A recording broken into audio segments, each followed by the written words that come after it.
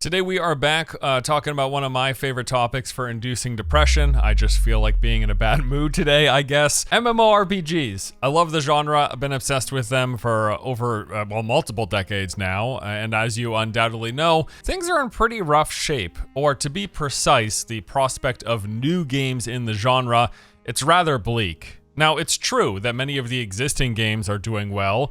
All the heavy hitters continue to grow and get yearly updates in most cases. World of Warcraft just released their Midnight expansion for retail, with Classic WoW getting the Burning Crusade patch on anniversary servers not too long ago. On top of that, we're expecting a big announcement pertaining to Classic Plus later this year at BlizzCon, which, let me tell you, has got me unbelievably hyped. I've been playing an unhealthy amount of WoW in recent months, both retail and Classic, but ultimately, it's the idea and potential of a Classic Plus that I am eagerly awaiting. Another favorite of mine, Guild Wars 2, also continues to grow, with Visions of Eternity coming out late last year and new patches as part of that update still rolling out. They added brand new zones, weapons for every class, elite specs, mount updates, and more. Earlier this year, I actually did a little bit of a revisit myself and had a heck of a time. The game still holds up very well. It was a ton of fun running around as my scrapper engineer. Quite enjoyed it. And then there is the Elder Scrolls Online. It's making a big transition this year, moving from the typical yearly chapter and DLC cycle that they have been doing for some time into a new seasonal structure. Now, this is still going to include new stuff like new zones, content, collectibles, etc., but it also marks them finally really honing in on fixing some long-standing community complaints, which include combat that will be getting an update via an overhaul to attacks, spells, and animations for every single class. They're also introducing a new overland difficulty option to make the open world a bit more challenging and rewarding, and I do plan to jump in sometime soon, hopefully, to give those changes a look, because I'm genuinely quite keen on this. Albion Online is currently working through their 2026 roadmap, having already added this new PvP-focused faction feature. Then in early April, they're going to be doing this massive visual overhaul, and from the previews that they've shown, this actually looks pretty darn good. The game will be launching on Xbox consoles this year, and in the summertime, they have this big, massive dragon update planned. I always have a good time with Albion, and I do intend to jump back in and check it out once more this year. And also, given my recent obsession with Crimson Desert, gotta say, it might be time for me to dip my toes back into Black Desert Online. I quite enjoyed the game the last time I played it, but it has been a few years, and probably my biggest sticking point has always been the game's gear or power progression and how that's tied into monetization. I don't know how or if that's really changed, but they do have several major updates already, having released some of them this year, with more coming in the summer and fall. Final Fantasy XIV also has more content tied into the Dawn Trail expansion, with new areas, quests, and dungeons that will be releasing throughout 2026, and we're expecting to hear about their next major update 8.0 at some point later this year. And OSRS keeps trucking along. In April, Leagues 6 is coming out with new tasks, relics, new demonic rewards, reimagined combat masteries. In the summertime, they're holding their much beloved community-driven opinion polls, where the player base gets to vote on what they would like the devs to focus on next. Really cool stuff. And then they also have big content updates planned for the summertime. And finally, believe it or not, Star Wars The Old Republic, it keeps getting updates. They're actually working through the 7.x patch cycle, adding new stuff throughout the year in the process. And then this coming December, they're celebrating their 15th anniversary and launching patch 8.0, which is promised to be rather big. So yeah, as you can see, all of the existing established titles, the MMO genre in 2026, it is trucking along in that sense. Like, things are pretty solid. If you like World of Warcraft, Guild Wars 2, ESO, OSRS, etc., any of the games I mentioned, and even quite a few more, they're continuing to get updates and expanded upon, and they're likely going to continue to do so for the next decade plus, if I had to peer into my crystal ball. However, even if you are someone who enjoys the existing big games, as I am, if you are at all interested in playing something else, kicking the tires on a new MMO, well, it's kind of abysmal out here. This might be one of the worst genres when it comes to upcoming future prospects, maybe barring real-time strategy games or something. They're also looking pretty grim. So you might recall last year, a number of new upcoming MMOs were gutted, canceled, deleted. There was the Warhammer MMO being developed by Jackalyptic Games. This was first revealed in 2023, had been in production for a few years, and was being made by a team of devs with loads of MMO experience. Their aim was to deliver a AAA action combat massive scale Warhammer game. Sounds awesome, right? Well, It could have been, but it was canceled last fall when their publishing partner NetEase decided to pull funding as part of a new investment strategy. Love it. Awesome. Great. Another game that met a similar fate was Project Ghost. This was the MMO being developed by Fantastic Pixel Castle, led by Greg Street, also known as Ghostcrawler of World of Warcraft fame. The game was still fairly early in development, but did show promise. They were being incredibly open with the process, showcasing early work in progress builds, going as far as to invite numerous MMO-centric creators, the likes of Carnage and Josh Strife Hayes, to get some hands-on time with the game,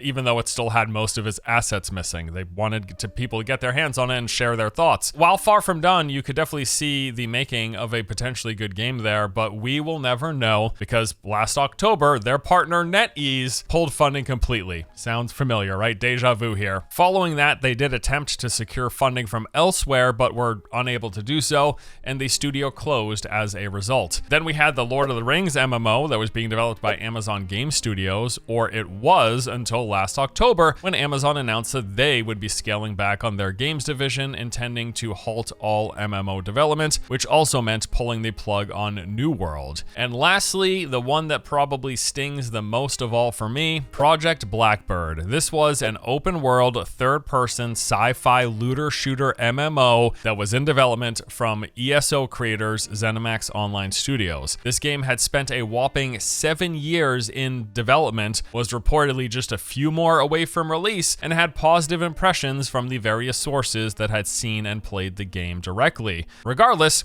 Microsoft axed this project last July. And on top of all of that, there was the absolute recent spectacular implosion of Ashes of Creation earlier this year, something that even the game's biggest detractors definitely hadn't predicted for all of the negative opinions and criticisms people had for the game, how it went down, when it all happened, and the reasons for its demise.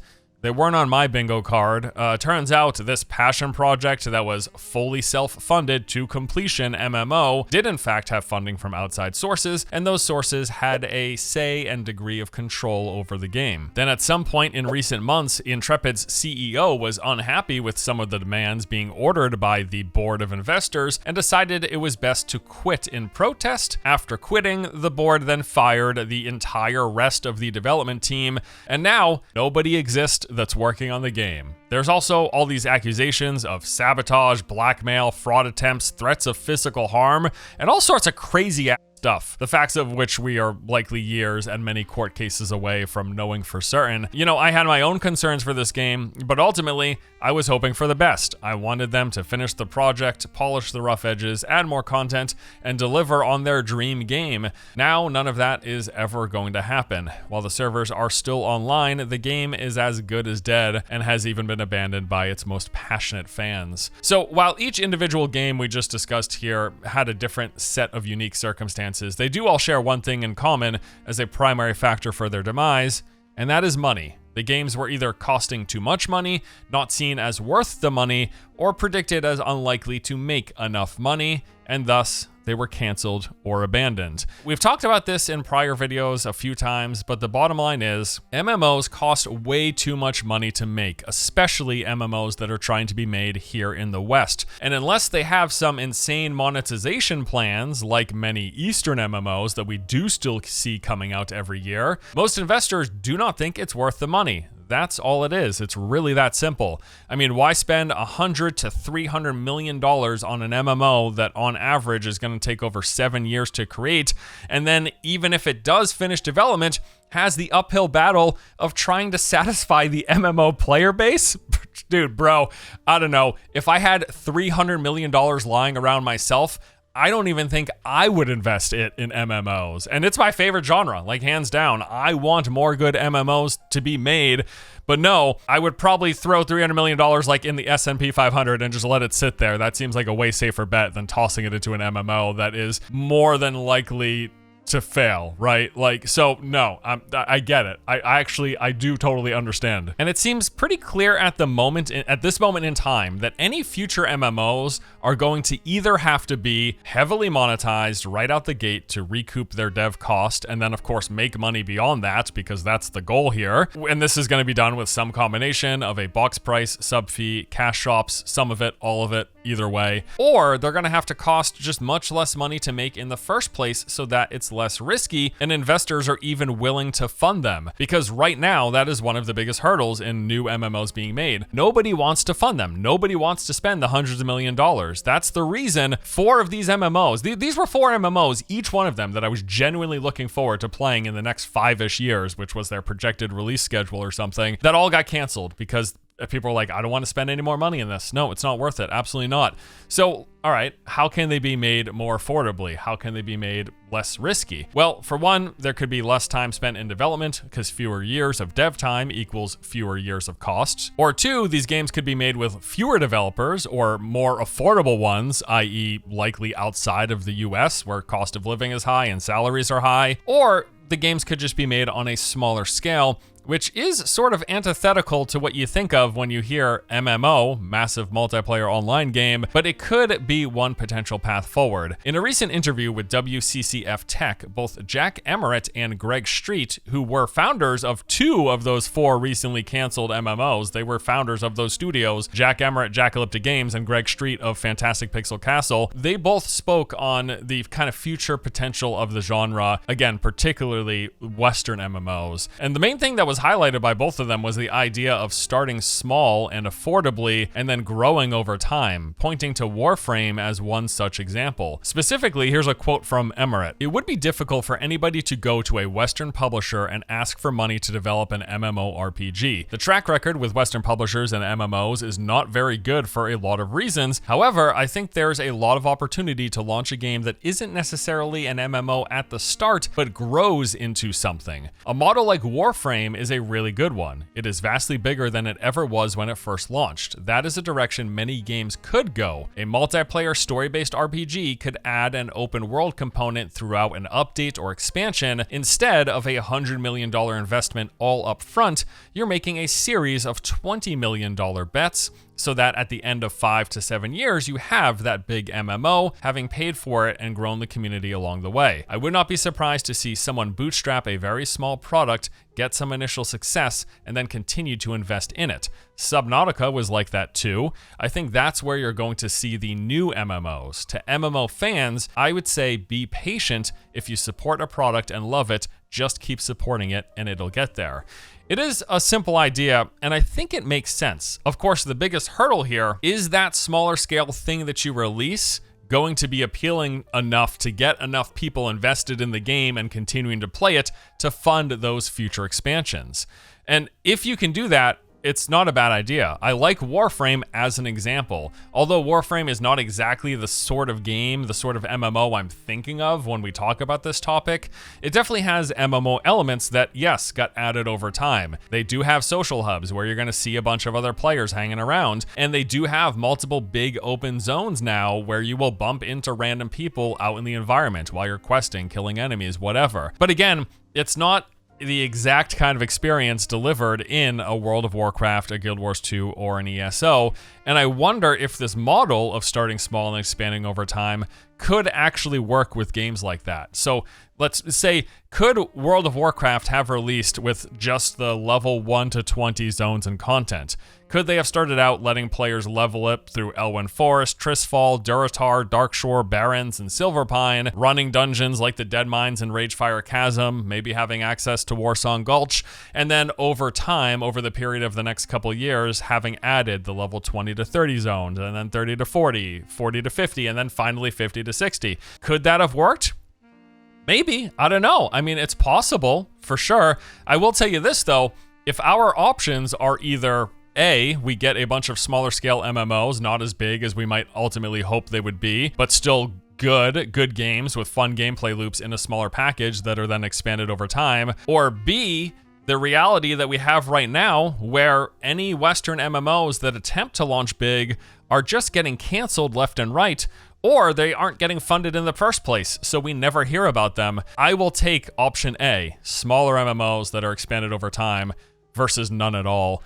Now, we do have some such kind of smaller scale projects made on lower budgets in the works, games with the likes of Monsters and Memories, Scars of Honor, Apogea, and Stars Reach. And there are some games that are aiming to be bigger, but are also more heavily monetized, I would guess, and I'm going to throw that guess out there right now. I'm talking about things like Chrono Odyssey and Cinder City or Arcade Chronicles. They're going to feel like more traditional MMOs, except for maybe Arcade Chronicles. I hear that's more single player shared world game, but I'm expecting them to be kind of monetized. They're going to be aiming for your wallet pretty hard and in multiple ways. That's my assumption. Now, my biggest hope for the new MMOs are, of course, whatever Riot's got in the works right now, and then the reported production of Guild Wars 3 or the next thing for Guild Wars, whatever that is named and however that looks. But yeah, I don't know. Beyond all this, if I'm being perfectly honest with you, talking about the state of MMOs in 2026 particularly, I'm expecting to have the most fun over this year and the next couple of years with updates and newer versions of all of the existing big ones. It's just the same story it's been for the past 2 decades now. There's a lot that I'm excited for with the potential of Classic Plus for World of Warcraft. I'm also looking forward to revisiting Elder Scrolls Online, more time with Guild Wars 2, and hopping back into Albion this year to boot. But yeah, sure, of course, I hope sometime soon, next 2 to 5 years, we do get some new fun MMO experiences, however that looks. I'll take what I can get. That's all for today. Thanks for watching. Hope you guys enjoyed the vid. Let me know your thoughts below, and I'll see you in the next one. Take it easy.